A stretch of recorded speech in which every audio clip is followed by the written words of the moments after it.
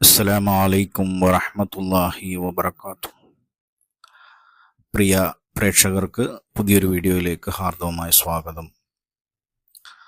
റമളാനിലെ രണ്ടാമത്തെ പത്തിലേക്ക് കടന്നിരിക്കുന്ന ഈ സാഹചര്യത്തിൽ നമ്മൾ കൂടുതൽ ചൊല്ലേണ്ട ദുആയാണ് അല്ലാഹുമ്മ ഗഫിർലി ദുനൂബി യാ റബ്ബൽ ആലമീൻ എന്ന്.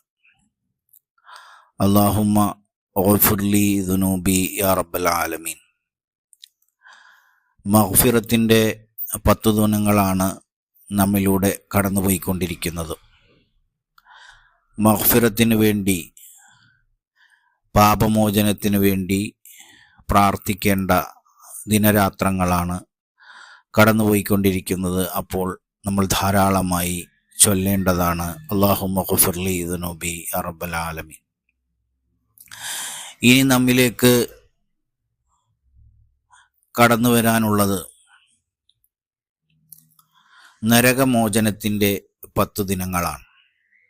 ആ 10 ദിനങ്ങൾ എന്താണ് നമ്മൾ പ്രത്യേകമായി ചൊല്ലേണ്ടത്?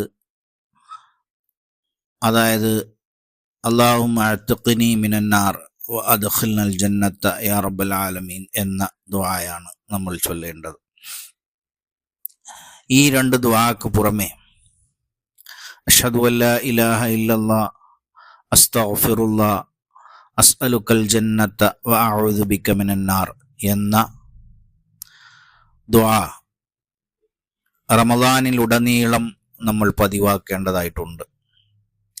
കേവലം നിസ്കാരങ്ങൾക്ക് ശേഷം ഇമാമ് പറഞ്ഞു തരുമ്പോൾ ഒരു 3 തവണ ചൊല്ലി അവസാനിപ്പിക്കേണ്ട ഒന്നല്ല ഈ ദുആ എന്നെല്ലാവരും മനസ്സിലാക്കുക. അഷ്ഹദു അല്ലാ ഇലാഹ ഇല്ലല്ലാഹ് ഷഹാദത്ത് കലിമ അത് എപ്പോഴും ഉരുവിട്ടേണ്ടത് അത്യാവശ്യമാണ്. അതിനുശേഷം അസ്തഗ്ഫിറുല്ലാഹ് അത് ഇസ്തിഗ്ഫാറാണ്, പാപമോചനം തേടുന്നതാണ്. അസ്അലുക്കൽ ജന്നത്ത വ അഊദു ബിക മിനന്നാർ, അസ്അലുക്കൽ ജന്നത്ത അത് സ്വർഗം ചോദിക്കുകയാണ്. സ്വർഗം ചോദിക്കുകയും നരകത്തിൽ നിന്ന് കാവൽ ചോദിക്കുകയും ചെയ്യുന്ന ഈ ദുആ റമളാനിലുടനീളം നമ്മൾ പതിവാക്കേണ്ടത് വളരെ അത്യാവശ്യമാണ്. പിന്നീട് നമ്മൾ ഈ റമളാനിലെ ശ്രദ്ധിക്കേണ്ട ദുആകളാണ്. ശ്രദ്ധിക്കേണ്ട മറ്റു കാര്യങ്ങളും കൂടി ഈ വീഡിയോയിൽ ഉൾപ്പെടുത്തുന്നു. അത് ഒന്ന് നോമ്പിൻ്റെ നിയ്യത്താണ്. നോമ്പിൻ്റെ നിയ്യത്ത് എല്ലാവർക്കും അറിയാം. റമളാനിൻ്റെ തുടക്കത്തിൽ തന്നെ ഈ വർഷത്തിലെ റമളാനിലെ മുഴുവൻ നോമ്പുകളും അല്ലാഹു തആലക്ക് വേണ്ടി നോറ്റുവീട്ടുവാൻ ഞാൻ കരുതിയെന്ന് നിയ്യത്ത് ചെയ്യുന്നതാണ് ഏറ്റവും നല്ലത്. ഓരോ നോമ്പും ഓരോ പ്രത്യേക ഇബാദത്തായതുകൊണ്ട് തന്നെ പ്രത്യേകം അതാതിൻ്റെ രാത്രികളിൽ, തലേ ദിവസം രാത്രി ഇശാഇന് ശേഷമായി നമ്മൾ നവൈതു സൗമാദിൻ അന്നദാഇ ഫറദ് റമളാനി ഹാദിഹി സനത്തി ലില്ലാഹി തആല എന്ന നിയ്യത്ത് മനസ്സിൽ കരുതേണ്ടതായിട്ടുണ്ട്. വാഗൊണ്ട് പറയൽ സുന്നത്താണെങ്കിലും മനസ്സിൽ കരുതുക എന്നുള്ളതാണ് പ്രധാനം. അതങ്ങനെ ചെയ്യുക. അതിനുശേഷം നമ്മൾ നോമ്പ് തുറക്കുന്ന സന്ദർഭത്തിൽ അല്ലാഹുമ്മ ലക സുംതു വ അലാ റിസ്ഖിക അഫ്തർതു എന്ന ദുആ നമ്മൾ പാരായണം ചെയ്യേണ്ടതായിട്ടുണ്ട്. അതിനുശേഷം ദഹബല്ലമഉ വബ്തലത്തുൽ ഉറൂഖു വസബത്തൽ അജ്റു ഇൻഷാ അല്ലാഹ് എന്ന ദുആയും നമ്മൾ ചൊല്ലുക. ഇൻഷാ അല്ലാഹ് അല്ലാഹു നമ്മുടെ എല്ലാ സൽക്കർമ്മങ്ങളും സ്വീകരിക്കട്ടെ. ഈ റമളാനിൽ ധാരാളമായി സ്വതക്ക ചെയ്യുന്നവരാണ് നാം ഏവരും. പലരും റമളാനിൽ തന്നെയാണ് സക്കാത്തും കൊടുക്കുന്നത്. സക്കാത്ത് കൊടുക്കാൻ റമളാനിലേക്ക് കാത്തു നിൽക്കേണ്ട കാര്യമൊന്നുമില്ല എന്നുണ്ടെങ്കിലും പലരും വർഷം തികഞ്ഞു കഴിഞ്ഞാൽ റമളാനിലാണ് കൂടുതൽ സക്കാത്ത് കൊടുക്കുന്നതായിട്ട് കണ്ടുവരുന്നു. അപ്പോൾ സക്കാത്ത് കൊടുക്കേണ്ടത് എങ്ങനെയൊക്കെയാണെന്ന് എല്ലാവർക്കും അറിയാം. സക്കാത്ത് കൊടുക്കുന്നവർ സക്കാത്ത് കൊടുക്കുക, അത് നിർബന്ധദാനമാണ്. സ്വതക്ക എന്ന് പറഞ്ഞു കഴിഞ്ഞാൽ അത് നിങ്ങൾ കൊടുത്താലും കൊടുത്തില്ലെങ്കിലും, പ്രത്യേകിച്ച് കൊടുത്തില്ലെങ്കിൽ നിങ്ങൾക്ക് ശിക്ഷയൊന്നും ലഭിക്കാൻ പോകുന്നില്ല. നേരെ മറിച്ച് സക്കാത്ത് അങ്ങനെയില്ല. നിർബന്ധിത ദാനം നിങ്ങൾ കൊടുക്കാതിരുന്നാൽ അത് നിങ്ങൾക്ക് ശിക്ഷ ലഭിക്കുന്ന ഒന്നാണ്. റമദാനിൽ ധാരാളമായി സ്വതക്ക കൊടുക്കുന്ന ആളുകളാണ് നമ്മൾ. ഈ സ്വതക്ക നമ്മളെ ആപത്തുകളിൽ നിന്ന്, മുസീബത്തുകളിൽ നിന്ന് തടയും. ഇൻഷാ അല്ലാഹ് കഴിയുന്നവരെല്ലാം സക്കാത്ത് കൊടുക്കുന്നവർ അങ്ങനെ, അതേപോലെ തന്നെ സ്വതക്ക കൊടുക്കുന്നവർ ധാരാളം സ്വതക്ക കൊടുക്കുക.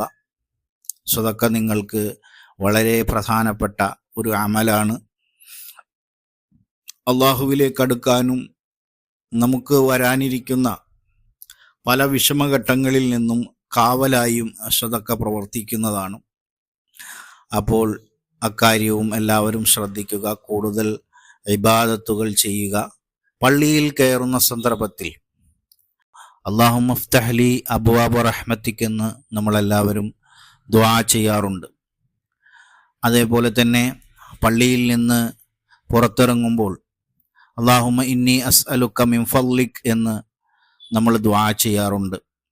അതേപോലെ തന്നെ പള്ളിയിലേക്ക് പ്രവേശിക്കുന്ന സന്ദർഭത്തിൽ ഇഅ്തികാഫിൻ്റെ നിയ്യത്ത് കൂടി വെച്ചു കഴിഞ്ഞാൽ, പള്ളിയിൽ എത്ര സമയമാണ് നമ്മൾ തങ്ങുന്നത് അത്രയും സമയം നമുക്ക് ഇഅ്തികാഫിൻ്റെ കൂലി കൂടി ലഭിക്കുന്നതാണ്.